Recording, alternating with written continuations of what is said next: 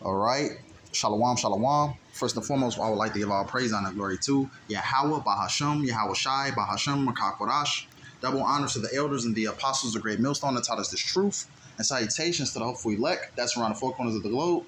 And the elect begins to the 144,000. YAHAWAH, who the world ignorantly calls God and Jehovah. BAHASHAM is in the name. YAHAWASHI, who the world ignorantly calls Jesus Christ. The Rakakwadash, which is the Holy Spirit. I'm the brother Iwalumia with the gym at Chicago, branch out here in Chicago. Come back at you with another lesson. And Lord, and I hope this lesson be edifying to whoever may reach of the household of faith, the ones of the hopeful righteous elect. Lord willing, I hope this lesson be edifying. I'm just simply entitled to this lesson. The end is being made manifest, or the end is being made known. Something along those lines, because the prophecies are speaking, man. The prophecies that was written in the Bible, man, they are speaking, and it's evident that we're closer to the end than ever before. Just talking about a few articles, man. Hey, they just recently just put the a bill into effect that men between the ages of 18 and 26 ultimately, have to, be registered for the draft. Recently you had, Russia in America's backyard, over there stationed by Cuba, So these are different signs we're at the end, basically. These different prophecies are coming to pass. World War III, the MOTB is here, being ready to be made, instituted across the four corners of the globe. So these different things are happening at a rapid pace, man. But this is the book of Romans 13 and 11. It says, "In that, knowing the time, that now is high time to awake out of sleep. For now is our salvation nearer than we believe." Right, now is our high time to wake out of sleep. Come out the madness that you're currently in, because we still have a lot of our people in Christianity, Buddhism, being a Muslim, things of that nature, man. Our people are 7 day,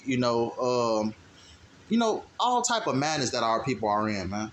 The Asiatic black man, stupid shit like that. That's what our people are a part of. 2/3 of our people, that is. It says, "In that, knowing the time, now is high time to awake out of sleep. For now is our salvation nearer than we believe." Right? How do we know our salvation is nearer than we believe? The prophecies. Because the prophecies are speaking louder than ever before. I'm gonna come back to this Romans 13, but let me get this real quick. The book of Habakkuk. This is the book of Habakkuk 2 and 1. It says, "I will stand upon my watch and set me upon the tower, and will watch to see what he will say unto me, and what I shall answer when I am reproved." Because ultimately we're watchmen to our people, man. We tell our people, the things that's to come, how to, to better prepare themselves. We're watchmen for our people. We're telling our people to prepare themselves, because the doors of repentance are closing. It says, "And Yahweh answered me and said, Write the vision and make it plain upon tables, that he may run that readeth it." All right, us on the highways and byways, man, we break these different prophecies down to our people, so they may be able to understand it. We already know, but at the end of the day, the elect is the ones that's going to get it anyways. But we break down these prophecies to our people so they may understand it, to ultimately to prepare themselves of what's to come. It says, verse 3, it says, "For the vision is yet for an appointed time, but at the end it shall speak and not lie. Though it tarry, wait for it, because it will surely come. It will not tarry." Let's focus on that first part. It says, "For the vision is yet for an appointed time." For an example, when John the Revelator, going back to the book of Revelations, when John the Revelator basically seen the MOTB being instituted, which is the RFID hub, John the Revelator was on the island of Patmos. He was an old man. He was on the island of Patmos when he received that vision. But the MOTB appointed time is set for what? This time period that we're currently in right now, which is the RFID hub. Revelations 13 and 16 on down, man. And what? This is the time we're living in, that all these prophecies are going to come to pass. So I'm going to start back at the top. Habakkuk 2 and 3 says, "For the vision is that for appointed time, but at the end it shall speak and not lie." Right? It's not going to lie, because we're seeing with our own eyes these different things coming to pass. "Though it tarry, wait for it, because it will surely come. It will not tarry." Meaning what? These prophecies are not going to be prolonged. Every day we hear something new about the MOTB. How ultimately this corporation instituted the MOTB, how this country instituted the MOTB. You can't come into this establishment if you don't have said MOTB, which is the RFID hub. different things of that nature, man. That's how we know we're getting closer and closer and closer to the end, man. And Revelation 13, what's that? Revelation 13 and 16 on down, talking about the RFIDC here, which is the MOTB. It's one of the last few remaining prophecies that we're waiting on, But going back to that Romans 13,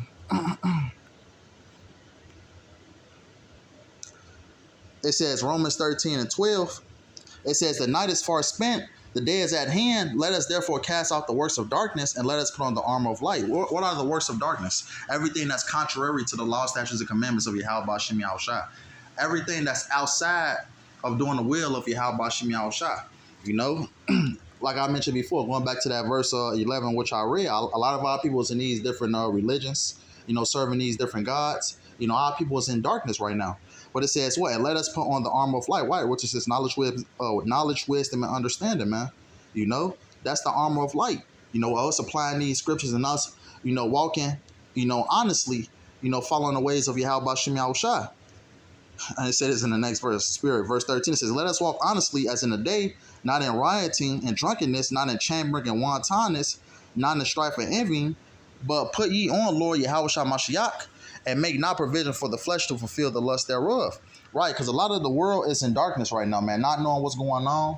Hey, even Matthew's the 24th chapter, because I was going to get into that next. Even the Matthew's the 24th chapter tells you, even as the days of Noah, that we're eating and drinking and giving into marriage. Because the mass majority of the people do not know what's going on, man. They don't realize that Russia was close, close to about America's headquarters, not headquarters, but around, the American territories and things like that. Not too long ago, Russia was, had a submarine station. I believe it was over there by Cuba. But a lot of these American people don't understand what's going on, man, and they own, quote unquote home turf. What's going on, let alone what's going on around them. But this is the book of Matthew 24. I'm going to just start at 1. It says, and Yahawashi went out and departed from the temple, and his disciples came to him to shew him the buildings of the temple. And Yahawashi said unto them, see ye not all these things? Verily I say unto you, there shall not be left here one stone upon another that shall not be thrown down. And as he sat upon the Mount of Olives, the disciples came unto him privately, saying, tell us, when shall these things be? And what shall be the sign of thy coming and of the end of the world? Right, the end of Esau's age, man, because we're approaching the end of Esau's age. And to prove that, you can read, what's that, 2nd Esdras, the 6th chapter, verses 7, 8, and 9, how it talks about for Esau's the end of the world and Jacob is the beginning of that followeth. Because these different prophecies are, basically are being, fulfilled to ultimately usher in the end of Esau's kingdom, And this is the time we're living in right now. It's not going to take another 5, 10, 15 years for this place to go down, man. We're at the end of the end of the end. The Lord is wrapping this place up, man. You know how like in a movie, you have that final scene. We're in the credits. We're basically in the credits of the movie at this point. The movie is already finished, but we're in the after credits, so to say. It says verse 3. Make sure I'm still recording. It says verse 3. It says, and he sat upon the Mount of Olives. The disciples came unto him privately, saying, tell us, when shall these things be? And what shall be the sign of thy coming and the end of the world? And Yahawashi answered and said unto them, take heed that no man deceive you. Because it's a lot of deceivers, not only, out there in the world, but here, and, here, the ones that know that they're Israelites. It says, for many shall come in my name, saying, I am Mashiach, and shall deceive many. Here's the point I wanted to get into. Few main points. Verse 6, it says, ye shall hear wars and rumors of wars. See that ye be not troubled, for all these things must come to pass, but the end is not yet. Right, wars and rumors of wars. You had Russia stationed over there by Cuba, man. You have the situations, Russia making threats towards America. The whole situation between Israel and Palestine right now that's going on, man. You have different parties on each side, saying if you do this, I'm going to get involved. If you do that, I'm going to get involved. These are different signs of wars and rumors of wars. Because even in Revelations, it says what? For the second woe is past, and behold, the third woe cometh quickly. What? Which is World War III. It says, for nation shall rise against nation, the kingdom against kingdom, and there shall be famines and pestilence and earthquakes in diverse places. Right, so nation against nation. You're going to have different race wars, things of that nature, man. It says, And kingdom against kingdom, right? Russia against America. These are different things that YAHAWASHI is gearing up, man. These are different prophecies, gearing up, towards the end of this society. As the end of verse 3 say, he says, and of the end of the world, because what? We're coming to the end of Esau's age, man. As I quoted before, man, for Esau is the end of the world and Jacob is the beginning of it that followeth. It says, verse 7 says, for nation shall rise against nation and kingdom against kingdom, and there shall be famines and pestilence and earthquakes in diverse places, which we're seeing a lot of, man. And it's a new pestilence that is being highly talked about, which is the bee flu. I'm not going to say that whole word, just to avoid, this lesson getting taken down. But they said, it's even going to be worse than the vid. It says, all these are the beginning of sorrows. Verse 8, all these are the beginning of sorrows. So, right, we haven't seen anything yet. Because as we approach the end of this kingdom, man, it's going to be, it's going to be hell on earth, essentially, man. Everything is going to be happening all at one time, But these are different things gearing up towards the end. Let's get that 2 Esdras 9. I'm not going to make this a long lesson. Just something I was thinking about, different news articles coming out, certain men between the ages of 18, 26 to get, drafted, different things of that nature, man. The Lord is putting the pieces in place. Habakkuk, as I just read, though it tarry, wait for it because it will surely come. It will not tear. The Lord is making big chess moves right now.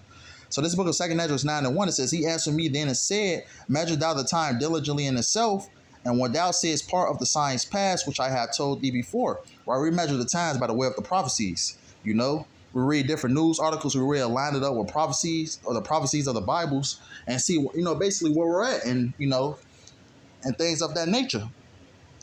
It says, and when thou seest part of the signs past, which I have told thee before, right? As I read that, that Matthew's the 24th chapter, the disciples, basically inquired, from Yahawashi, when it's going to be the end of the world, as I read in that Matthew's 24, and, basically Yahawashi listed, the things off as, hey, earthquakes, pestilence, kingdom against kingdom. These are the different things that we're witnessing right now. It says, verse 2, then shalt thou understand that it's the very same time wherein the highest will begin to visit the world which he made. Right, and YAHAWASHI is visiting the world on a high scale right now, man. Mass death is being taken place. Earthquakes and pestilence is on a whole new level. Things of that nature, man. The Lord is making big chess moves right now. It says, verse 3, it says, therefore, when there shall be seen earthquakes and uproars of the people in the world, right, you have a lot of people in their country, making uprises against the government. Because, well, we know that that Esau Edom controls the governments. These elites controls, different, vast majority of the governments around the world. And we know that these governments are not right, man. Mistreating the people, using the people, things of that nature. So you have people ultimately coming up against their governments. It says, verse 4 says, then shalt thou well understand that the Most High spake of those things from the days that were before thee, even from the beginning. Right, all this was planned out since the beginning. It says, for like as all that is made in the world has a beginning and an end, and the end is manifest. Right, the end is made is manifest, so we can see these things, man. Especially starting with our elders and apostles on down. Been waiting for days. Been waiting for waiting for these times, man. And it's being seen clearly. That we're at the end.